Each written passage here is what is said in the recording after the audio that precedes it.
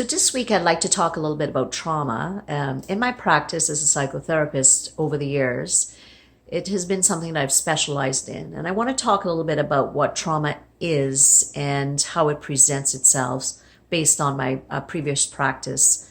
And what we know is that trauma does not come back oftentimes as memories, it comes back as symptoms. And if we think about what we're dealing with today, a lot of people have been through traumatic events, be they small things like difficulty with maybe a situation growing up, all the way up to everything as volatile as extreme trauma or complex PTSD, which could be anything from violence to sexual assaults.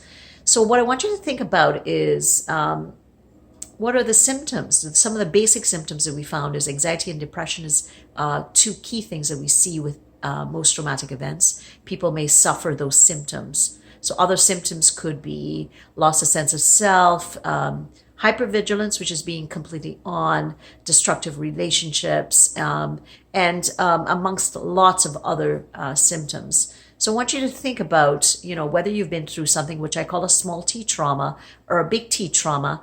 How do your symptoms present? And think about it. And if you know of someone else that maybe is in your life, think about how their symptoms may present to them.